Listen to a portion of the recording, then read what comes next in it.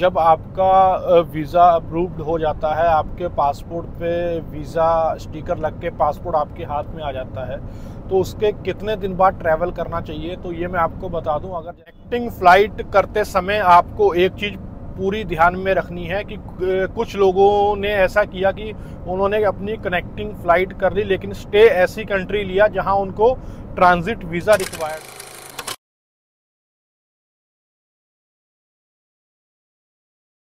Hello दोस्तों, की हाल चाल सारे अनु सत श्री अकाल। जैसे कि आपको पता है, कनाडा ट्रिप पे थे तो आज दिल्ली रात लैंड हो गया था और 11:30 फ्लाइट लैंड हुई थी और दिल्ली रात स्टे करने के बाद आज सुबह जा रहे हैं घर को। तो सुबह की है कैब बुक और आज मैं आपसे अपनी पूरी ट्रिप के चीज़ें एक्सपीरियंस सब शेयर करूँगा और ये आपको इस वीडियो में बताऊंगा कि आप अगर ट्रैवल करने जा रहे हैं कनाडा तो शुरू से लेके लास्ट तक आपके पास क्या क्या चीज़ें होनी चाहिए जिसमें आपको इमिग्रेशन और बोर्डिंग पास लेते हुए कोई दिक्कत ना आए। हर चीज़ आपको आज मैं बताऊंगा क्योंकि मैंने पूरा एक्सपीरियंस किया है, मैंने पूरा ट्रैवल करने के बाद आज वीडियो बना रहा हूँ। तो A to Z हर चीज़ मैं आपको इसमें शेयर करूंगा कि आपके पास क्या क्या होना चाहिए जिससे आपको कोई दिक्कत ना आए। तो शुरू करते हैं आज की वीडियो। जो लोग नए हैं इस चैनल पे, चैनल को सब्सक्राइब जरूर करें। काफ़ी लोगों के कमेंट आ रहे हैं कमेंट बॉक्स में और इंस्टाग्राम पे बहुत सारे मैसेज हैं, तो मैं सभी को रिप्लाई करूंगा लेकिन थोड़ा टाइम लगेगा। काफ़ी सारे मैसेज हैं तो आपका रिप्लाई ज़रूर आप तक पहुंचेगा मेरा, और थोड़ा वेट करिए। आपकी जो आपने पूछा है, क्वेश्चंस पूछे हैं, सब कुछ बताऊंगा। और जो ये ट्रिप कनाडा की रही है काफ़ी अच्छी रही है। 11 दिन का मेरा ट्रिप था और मैं सारी चीज़ें आपको इसमें शेयर करता हूँ कि मैंने कितने दिन की होटल बुकिंग की है और क्या क्या मैंने बुकिंग्स की है। तो मैं सारी आप चीज़ों से लोगों से चीज़ें शेयर करूँगा। तो जो लोग चैनल पे नए हैं कृपया करके चैनल को सब्सक्राइब कर दें और वीडियो को बहुत लोगों तक शेयर करिएगा जो कनाडा जाना चाह रहे हैं या बड़ी कंट्री ट्रैवल करना चाह रहे हैं टूरिस्ट वीज़े पे। तो उनको क्या क्या चाहिए तो सारी चीज़ें मैं आपको बताऊंगा। तो सबसे पहले शुरुआत करते हैं वीज़े से। जब आपका वीज़ा अप्रूव्ड हो जाता है, आपके पासपोर्ट पे वीज़ा स्टिकर लग के पासपोर्ट आपके हाथ में आ जाता है, तो उसके कितने दिन बाद ट्रैवल करना चाहिए तो ये मैं आपको बता दूं। अगर जैसे आपका वीज़ा अप्रूव्ड हुआ है तो उसके 1 महीने या 2 महीने, ज़्यादा से ज़्यादा 2 महीने तक आप अपनी ट्रैवल बुकिंग कर लें, टिकट बुकिंग कर लें। क्योंकि अगर आप ज़्यादा लेट करेंगे तो आपसे वो क्वेश्चन पुटअप कर सकते हैं कि इतना टाइम हो गया वीज़े आए को, तो इतने दिन बाद आप क्यों ट्रैवल कर रहे हैं। तो उनका ये रहता है कि आपने आगे अपनी पूरी सेटिंग कर ली है, टूरिस्ट वीज़े पे हैं आप, वहाँ पूरी सेटिंग की है, उसके बाद आप ट्रैवल करने जा रहे हैं, वहाँ जाके आप रुक जाएंगे। कुछ लोगों को ये क्वेश्चंस इमिग्रेशन पे पूछे गए हैं कि आपका वीज़ा 2 महीने पहले आया था या 6 महीने पहले आया था, आप 6 महीने बाद ट्रैवल क्यों कर रहे हैं। तो इसका फिर आपको एक प्रॉपर या तो आपके पास आंसर होना चाहिए, रीज़न होना चाहिए। तो ये चीज़ अपना ज़रूर ध्यान में रखें। अगर आपका वीज़ा आ गया है तो कोशिश करें थोड़ा जल्दी ट्रैवल करने का, ज़्यादा बीच में टाइम ना लें। तो वीज़ा आने के बाद आपने टिकट जो करानी है अपनी, रिटर्न टिकट होनी चाहिए। सबसे मेन चीज़ रिटर्न टिकट सेम PNR पे होनी चाहिए। क्योंकि कुछ लोग क्या करते हैं, रिटर्न टिकट कराते हैं लेकिन वो करते हैं इधर से जाने की अलग करते हैं, उधर से आने की अलग करते हैं कि इधर से चले जाएंगे, वहाँ रुक जाएंगे और वो जो आने वाली टिकट है उसको हम रिटर्न टिकट को कैंसिल कर देंगे। देखिए, जो इमिग्रेशन या बोर्डिंग पास जो लोग देते हैं वो इतने बेवकूफ़ नहीं, उनको सब जानकारियाँ रहती हैं। वो रोज़ पता नहीं कितने पैसेंजर्स के साथ डील करते हैं। तो ये गलती आप बिल्कुल ना करिए, स्मार्ट मत बनिएगा इतना। क्योंकि आपने जो टिकट करनी है सेम PNR पे करनी है, जाने की और आने की एक ही PNR आपका होना चाहिए। सबसे ज़रूरी चीज़ है ये।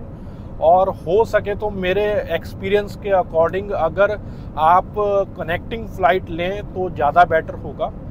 कनेक्टिंग फ़्लाइट में देखिए, एक तो ये है कि आप डायरेक्ट इंडिया से कनाडा नहीं जा रहे हैं, तो उसमें बहुत सारी चीज़ें इमिग्रेशन कनाडा में हो जाती है, स्ट्रिक्ट थोड़ी होती है जो डायरेक्ट फ़्लाइट होती हैं। अगर आपकी कनेक्टिंग फ़्लाइट है वाया यूरोपियन किसी कंट्री या ऐसी कंट्री जहां पे आपको ट्रांजिट वीज़ा नहीं लेना है, लेकिन कनेक्टिंग फ़्लाइट करते समय आपको एक चीज़ पूरी ध्यान में रखनी है कि कुछ लोगों ने ऐसा किया कि उन्होंने अपनी कनेक्टिंग फ़्लाइट कर ली लेकिन स्टे ऐसी कंट्री लिया जहां उनको ट्रांजिट वीज़ा रिक्वायर्ड था। लेकिन उनको इस चीज़ की जानकारी नहीं थी कि हमें ट्रांजिट वीज़ा भी लेना पड़ेगा। तो वो जब एयरपोर्ट पे गए तो अपनी फ़्लाइट बुकिंग दिखाई, तो उन्होंने देखा कि इनको ट्रांजिट वीज़ा, जिस कंट्री जा रहे हैं वहाँ ट्रांजिट वीज़ा इनको चाहिए, तो उन्होंने ट्रांजिट वीज़ा इनसे मांगा। तो लोगों के पास ट्रांजिट वीज़ा नहीं था, तो उनकी वहाँ से बोर्डिंग डिनाई हो गई। तो ये चीज़ आप बिल्कुल ध्यान में रखें, जब भी आपने कनेक्टिंग फ़्लाइट करनी है तो मेक श्योर ऐसी जगह स्टे करें जहां आपको ट्रांजिट वीज़े की रिक्वायरमेंट नहीं है।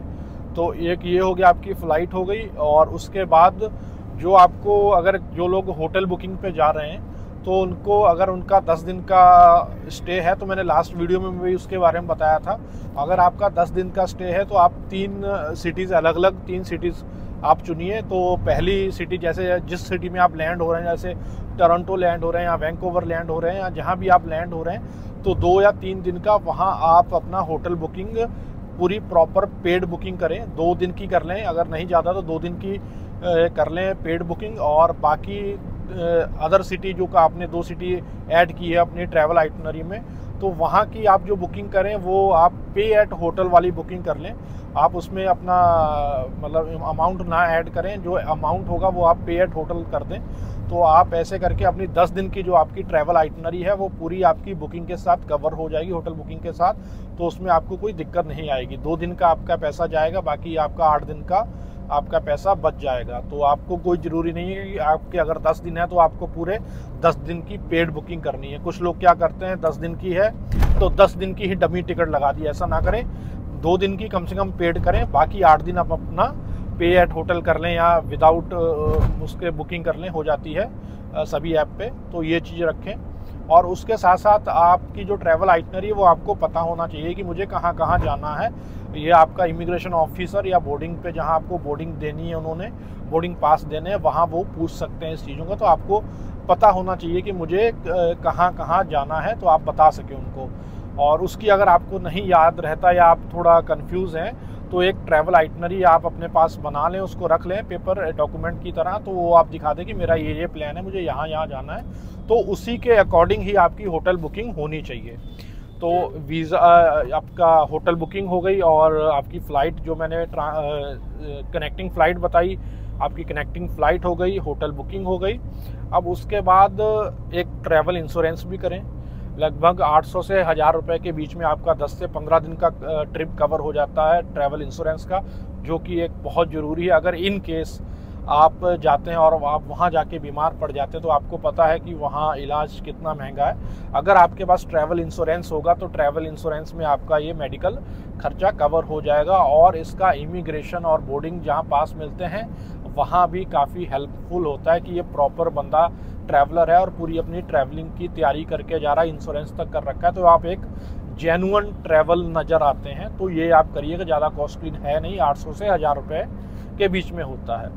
और उसके बाद अगर आपने होटल बुकिंग कर रखी है तो ऑब्वियसली आपका वहाँ कोई फ्रेंड या रिलेटिव नहीं है, इसीलिए आपने होटल बुकिंग कर रखी है।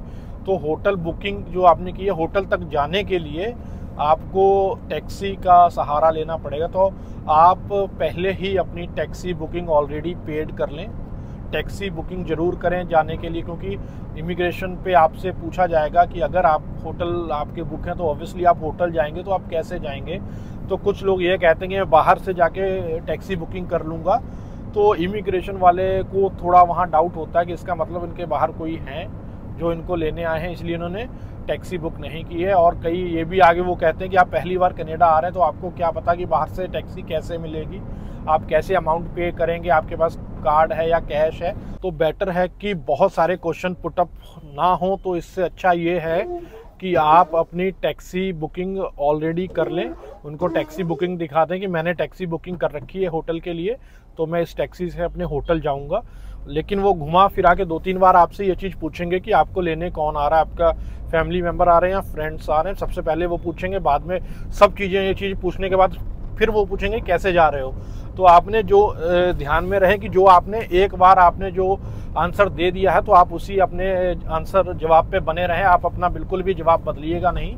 जो आपने एक बार कह दिया है आपको उसी पे रहना। जो सही कह दिया या आपके मुंह से गलत रह गया, निकल गया, तो आप उसको वैसे ही एडजस्ट करेंगे। ये नहीं कि आप उसको बदलेंगे, पहले आपने कुछ और कह दिया कि मेरा टैक्सी से जा रहा हूँ, बाद में आपने कह दिया कि मुझे मेरा फ्रेंड लेने आ रहा है। तो ये चीज़ें आपकी मिसमैच नहीं होनी चाहिए, ना इमिग्रेशन पे होनी चाहिए, ना बोर्डिंग पास जहाँ से मिलेगा वहाँ होनी, क्योंकि बोर्डिंग पास एयरलाइन का होता है देने के लिए, लेकिन वहाँ एयरलाइन स्टाफ भी आपसे काफ़ी सारे क्वेश्चन पुटअप करता है। मुझे ये लगता है कि इमिग्रेशन से ज़्यादा बोर्डिंग पास जहाँ मिलते हैं वो एयरलाइन स्टाफ आपसे क्वेश्चन पुटअप करने लगा है आजकल।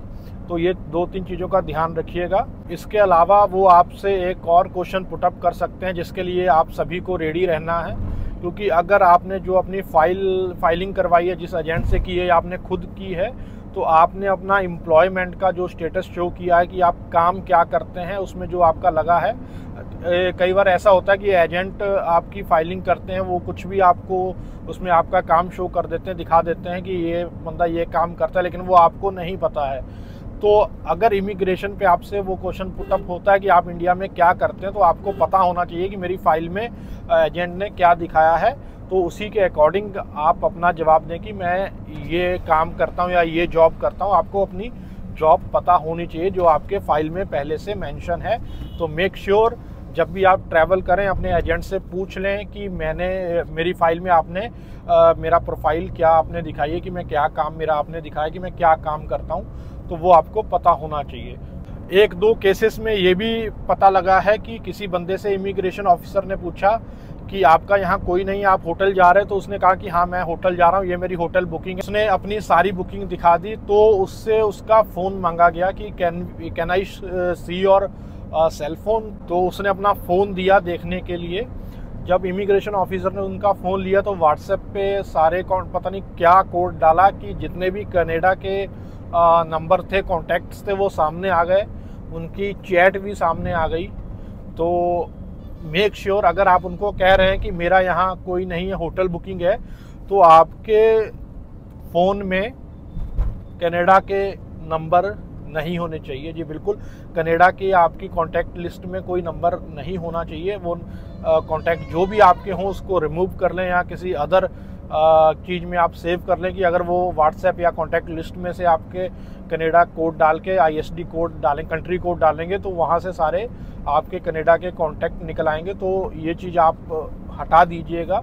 कई केसेस में ऐसा हुआ, ये नहीं मैं कह रहा कि सभी से, लेकिन 1-2 मेरे ऐसे मिलने वाले थे या मेरे सब्सक्राइबर थे, तो उन्होंने मुझे ये चीज़ बताई कि हमारा फ़ोन देखा गया, हमारे फ़ोन में नंबर चेक किए गए, तो उनसे फिर ये पूछा गया कि आप तो कह रहे थे कि मेरा यहाँ कोई नहीं है, मैंने होटल बुकिंग कर रखी है, लेकिन आपके फ़ोन में तो 10 से 12 कॉन्टैक्ट ऐसे हैं कि जो कनाडा के हैं और रेगुलर आपकी चैट हो रही है, तो ये कौन है।